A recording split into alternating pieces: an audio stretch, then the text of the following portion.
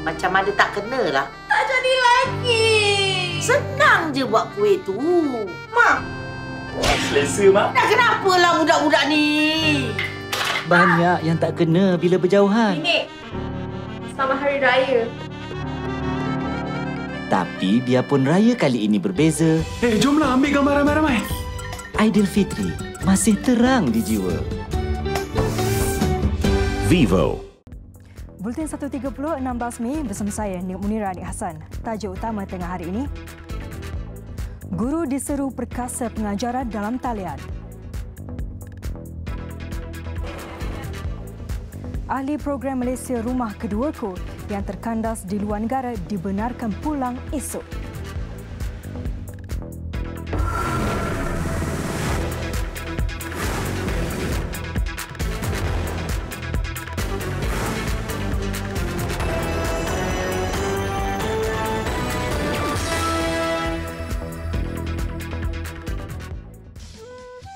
Emas merah dari Palembang, 4 penjuru cantik selia. Seluruh negara ilmu berkembang kerana guru kita mulia. Kasa bermutu tenunan benang, pusaka moyang warisan bonda. Jasa guru sentiasa dikenang, menjulang bangsa, gemilang negara.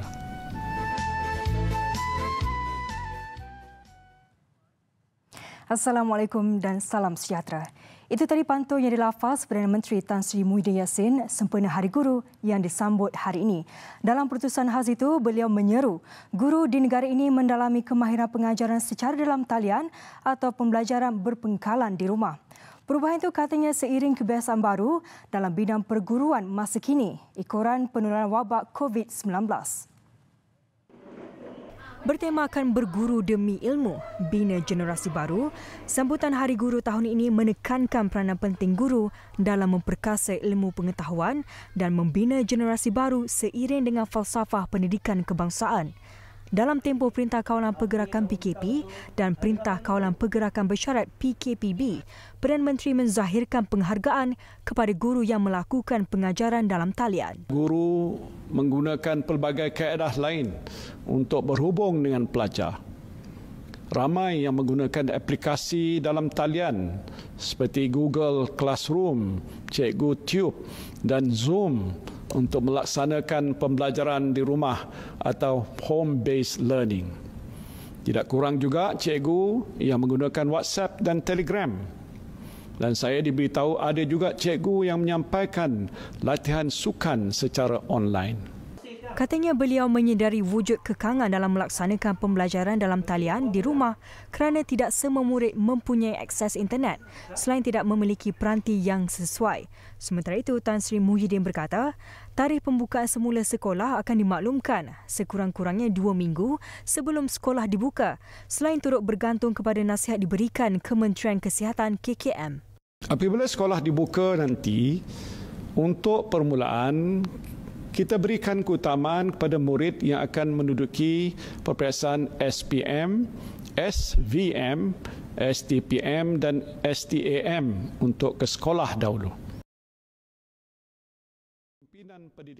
Sementara itu, mantan Guru Besar Sekolah Kebangsaan Jalan 3 Bandar Baru Bangis Selangor, Nurhaini binti Abu Bakar, dipilih sebagai tokoh guru kebangsaan 2020. Manakala mantan Timbalan Ketua Pengarah Pelajaran Malaysia, Sektor Operasi Aminuddin bin Adam, dipilih sebagai tokoh kepimpinan pendidikan kebangsaan bagi tahun ini. Saya berharap anugerah ini akan menjadi pembakar semangat kepada semua warga pendidik untuk terus bekerja keras dan memberikan sumbangan yang terbaik dalam melonjakkan lagi mutu pendidikan di negara kita. Emas merah dari cikgu telah... Dalam pada itu, Tan Sri Muhyiddin turut menzahirkan penghargaannya kepada semua guru yang telah mencapai pelbagai kejayaan cemerlang di peringkat kebangsaan dan antarabangsa. Antaranya Abdul Rahman Ali dari SMK Jenjaram Selangor yang merupakan ikon Guru Teknologi Pendidikan Kebangsaan 2017, ikon STEM Kebangsaan 2018, Mi Expert Malaysia, Global Minecraft Mentor dan peserta Global Education Exchange Microsoft Sydney, Australia 2020. Penghargaan turut diberi kepada Lee So Im, guru mata pelajaran kimia dari SMK Seri Bintang Utara Kuala Lumpur yang telah berkhidmat selama 30 tahun. Beliau menerima Global Teacher Award 2019 dan pernah dinobatkan sebagai pemenang Best Science Teacher in Southeast Asia. Turut diberi penghargaan Nurhailmi Abdul Muttalib dari SMK Jerlun Air Hitam Kedah yang merupakan finalis untuk Global Teacher Prize 2020 dan Samuel Azayah dari SK Runcang Muazzam Shah Pahang. Terangi malam anda. 32 megapiksel swafoto malam unggul. Vivo V19. Vivo. Reman ke atas ibu kandung berusia 30 tahun dan 3 ejen yang terlibat dalam sindiket penjualan bayi lelaki berusia 3 bulan di Arau Perlis dilanjutkan 4 hari lagi. Ia dibenarkan penolong pendaftar Mahkamah Magistrat Kangar, Monica Joseph Gaisah. 4 suspek berusia antara 30 hingga 59 tahun tiba di perkarangan mahkamah pada jam 9.45 pagi dengan diiringi pegawai polis sebelum dibawa keluar pada jam 11 pagi. Ketua Polis Perlis, Datuk Surina Saad yang dihubungi berkata, pihaknya tidak dapat mengeluarkan sebarang kenyataan kepada media ketika ini kerana masih melengkapkan kertas siasatan. Minggu lalu, 6 individu termasuk ibu kandung bayi, Dr. Pakar Sakit Puan ditahan polis selepas dipercayai terbabit dalam pemalsuan dokumen kelahiran dan pemindahan milikan bayi lelaki berusia 3 bulan di Arau Perlis. Pasangan berusia 37 tahun dan 36 tahun yang juga keluarga angkat kepada bayi berkenaan telah dibebaskan pada Selasa lalu. Dalam kejadian pada 5 Mei lalu, bayi lelaki 3 bulan berkenaan didapati dijual dengan nilai RM26,000. Kes disiasat mengikut Seksyen 48-2 Akta Kanak-Kanak 2011 dan Seksyen 14 Akta Anti Pemerdagangan Orang dan Anti Penyeludupan Migran ATIPSOM 2007. Ahli Program Malaysia Rumah Keduaku MM2H yang terkandas di luar negara dibenar kembali ke negara ini mulai esok. Dalam satu kenyataan, Menteri Pelancongan, Kesenian dan Kebudayaan, Datuk Seri Nancy Shukri berkata, rekod menunjukkan seramai 253 ahli MM2H berserta tanggungannya membuat permohonan untuk kembali ke Malaysia. Katanya kerajaan sentiasa prihatin dan berkongsi kesukaran yang dialami ahli MM2H namun berharap mereka dapat memahami cabaran dihadapi Malaysia dalam menangani pandemik COVID-19. Justru Malaysia terus memberi keutamaan untuk melindungi rakyat serta komuniti MM2H dan mengawal sempadan negara bagi memastikan ia terlindung daripada virus terbabit. Ahli MM2H perlu mematuhi semua keperluan Perintah Kawalan Pergerakan Bersyarat PKPB termasuk menjalani saringan kesihatan di lapangan terbang antarabangsa Kuala Lumpur KLIA serta dikuarantin 14 hari di pusat kuarantin kerajaan dengan kos penginapannya ditanggung mereka sendiri.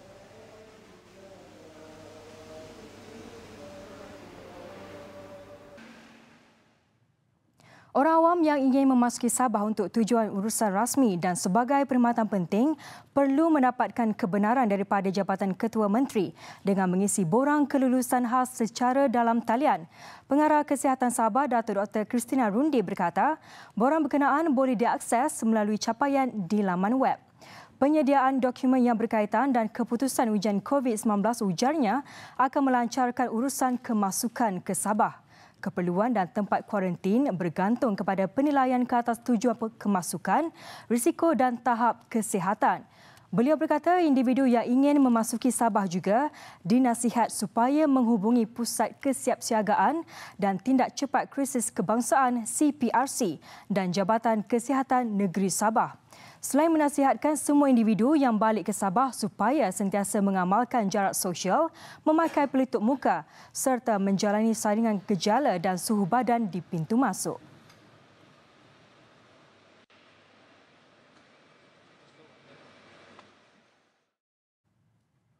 Insentif khas kepada anggota sukarelawan yang bertugas sebagai Barisan Harapan sedang dipertimbangkan kerajaan.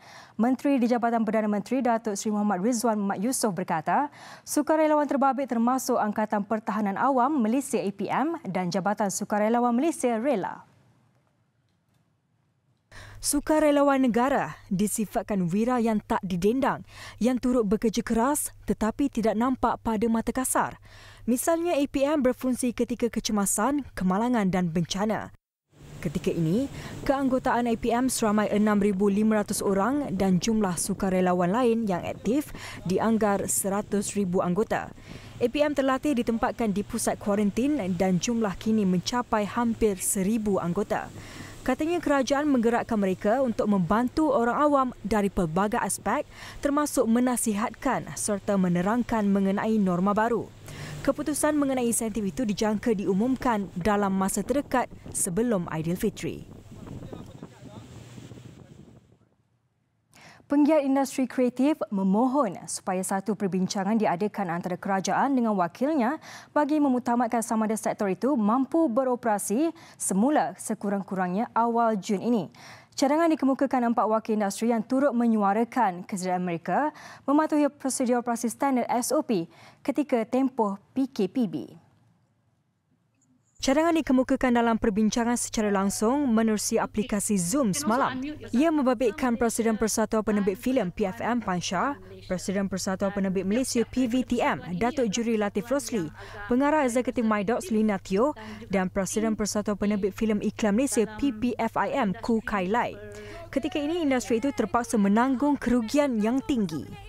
We are asking the minister, why not duduk dengan kita bincang sebelum raya dan putuskan selepas raya 1 hari bulan boleh syuting. Kan? Ya, betul. Ya.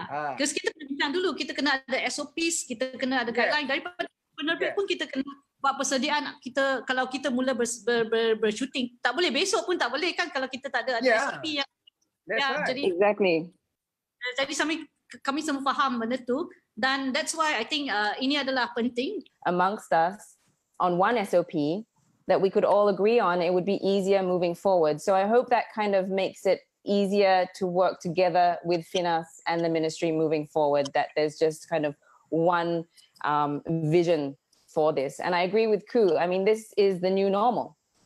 Sebelum ini, Menteri Kanan Keselamatan Datuk Seri Ismail Sabri Yaakob menjelaskan kerajaan akan mempertimbangkan kebenaran untuk industri itu beroperasi selepas Hari Raya. Pada hari ini. 31 individu termasuk 10 wanita warga asing ditahan di sebuah pusat hiburan di Green Heights, Kuching, Sarawak dalam satu serbuan polis malam tadi. Operasi membabitkan sepasukan pegawai dan anggota dari Jabatan Siasatan Jenayah Kontijen Sarawak. Semua yang ditahan di premis berkenaan didapati mengambil minuman beralkohol. 7 daripada 10 wanita warga asing berkenaan turut gagal mengemukakan sebarang dokumen perjalanan yang sah. Mereka ditahan di bawah Seksyen 6-1 Elemen Hiburan dan Tempat-tempat Hiburan, Seksyen 269 Kanun Keseksaan dan Peraturan 15-1 Peraturan Pencegahan dan Pengawalan Penyakit Berjangkit 2020. Besar impaknya. Tular selepas hasilnya. Pantas menampilkan prosiding ini secara dalam keuangan maya. Berita di jari. Subscribe YouTube Bulletin TV3. Bertemu kembali. Pandemik COVID-19 yang menular ke atas 38 kumpulan orang asli di Brazil menimbulkan ketakutan kepada penduduk negara itu. Persatuan Orang Asli Brazil APIB berkata, virus itu menjangkiti penduduk pribumi di seluruh Brazil dengan kadar yang sangat pantas. Tinjauan APIB mendapati 446 kes positif dan 92 kematian dilaporkan dalam kalangan kumpulan yang terjejas, terutamanya di Amazon. Berita mengerikan itu muncul sehari selepas masyarakat pribumi Parque das Tribos mengadakan pengebumian ketuanya, Mesias Kokama, yang meninggal dunia akibat COVID-19. Kokama yang berusia 53 tahun dikebumikan dalam keranda tertutup yang dibungkus dengan plastik untuk mengelakkan penyebaran virus. Brazil, negara Amerika Latin yang paling terkesan dengan wabak ini, menyaksikan jumlah kematian yang semakin meningkat. Setakat ini, hampir 15,000 kematian dan 220,000 kes dilaporkan. Walaupun menurut pakar, angka sebenar mungkin 15 kali lebih tinggi. Pandemik ini juga membuka peluang bagi pembalak haram untuk menceroboh tanah orang asli. Setelah lebih 2 bulan menjalani perintah berkurung, Kerajaan Itali akhirnya bakal membenarkan perjalanan keluar masuk ke negara itu termasuklah menerusi penerbangan. Dekri berhubungnya ditandatangani oleh Perdana Menteri Giuseppe Conte dan kebebasan perjalanan itu akan berkuat kuasa mulai 3 Jun depan. Menerusi dekri berkenaan, perjalanan merentas wilayah juga dibenarkan. Langkah terbabit dilihat sebagai usaha kerajaan untuk membuka semula aktiviti ekonomi selepas negara itu terus mencatatkan penurunan mendadak dalam kes baru jangkitan COVID-19. Sebelum ini, taman dan kilang kembali dibuka selain restoran dan kedai juga dibenarkan beroperasi mulai 18 Mei depan dengan penekanan terhadap langkah penjarakan sosial diutamakan. Itali adalah negara ketiga dengan kes kematian tertinggi di belakang Amerika Syarikat dan United Kingdom dengan lebih 900 kematian dicatatkan sejak 27 Mac lalu.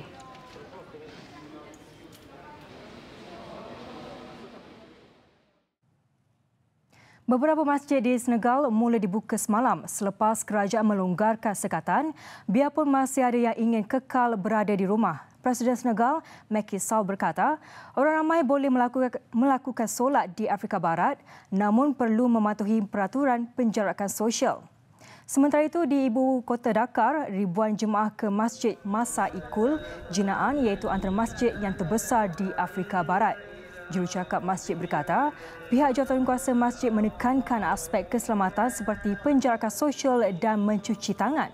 Perkara sama turut berlaku di Mau, di mana air dan sabun diletakkan di hadapan masjid dan mereka yang hadir perlu memakai pelitup muka. Sehingga kini, Senegal mencatatkan 2,310 kes dengan 25 kematian. Sebagai antara negara yang miskin, wujud ketakutan bahawa virus ini akan merebak semula dengan lebih serius.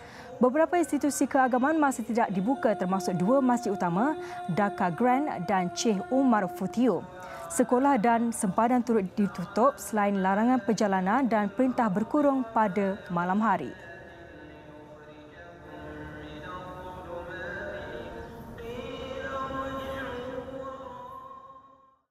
Besar impaknya. Laris selepas hasilnya. Pantas menampilkan prosiding ini secara dalam keuangan maya.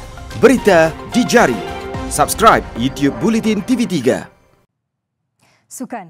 Bergu campuran Chan pensiun Goh Liu Ying yang akan menjadi pemain profesional pertama dipanggil menyertai latihan skuad kebangsaan di Akademi Badminton Malaysia ABM Bukit Kiara. Ia selepas Persatuan Badminton Malaysia BAM mengumumkan akan menjemput pemain profesional yang hampir pasti layak ke Olimpik Tokyo berlatih di ABM. Menurut pengarah kejurulatihan Persatuan Badminton Malaysia BAM Wong Chun Han, berdasarkan kedudukan ranking terkini gandingan itu, mereka hampir pasti mengesahkan slot ke Tokyo 2020. Sebelum Persekutuan Badminton Dunia BWF menangguhkan semua kejohanan susulan pandemik COVID-19, Peng Sun dan Liu Ying berada di kedudukan ke-7 ranking dunia. Menurut Presiden BAM Datuk Seri Muhammad Norza Zakaria dalam satu kenyataan minggu lalu, pemenang pingat perak Sukan Olimpik Rio 2016 itu akan dijemput menjalani latihan 2 kali seminggu bermula pertengahan Julai depan. Dan sebaik mereka mengesahkan tempat ke Olimpik Tokyo, Peng Sun dan Liu Ying akan dijemput menjalani latihan secara sepenuh masa di ABM. BAM turut mempertimbangkan untuk memanggil bergu lelaki profesional yang juga pemenang perak Olimpik Rio 2016 Goh Vishem Tan Wee Kiong untuk berlatih bersama. Walaupun berada di kedudukan ke-14 dunia dan kelayakan ke Olimpik, namun Vishem Wee Kiong dilihat berpeluang menyertai pasangan kebangsaan Aaron Chia So Woo Yik dalam kelompok 8 terbaik dunia. Buletin 1.30 berakhir di sini. Sekiranya anda mempunyai sebarang aduan atau masalah yang ingin dikongsikan, email kami ke news@tv3.com.my. Seperti ibu bapa, peranan guru di dalam kehidupan seorang insan adalah sangat penting. Dari gurulah kita mengenal kehidupan dan bersama gurulah kita menempa kejayaan. Selamat Hari Guru diucapkan kepada seluruh tenaga pengajar dari kami di Bilik Berita TV3. Saya Nik Munirani Ahsan. Salam hormat dan Assalamualaikum.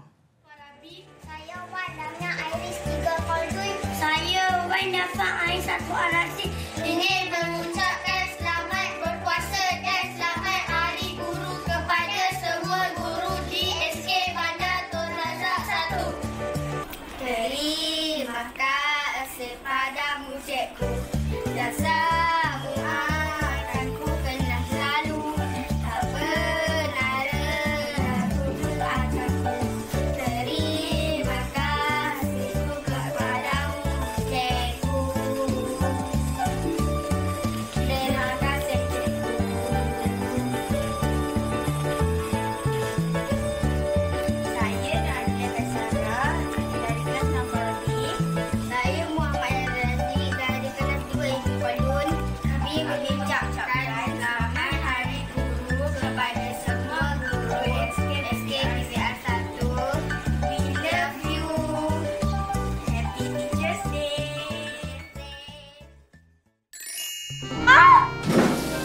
mana tak kena lah. Tak jadi lagi. Senang je buat kuih tu. Mak. Wah, selesa, Mak. Dah kenapalah budak-budak ni? Banyak yang tak kena bila berjauhan. Nenek, selamat Hari Raya. Tapi biarpun raya kali ini berbeza, Jomlah ambil gambar ramai-ramai. Aidilfitri masih terang di jiwa. Vivo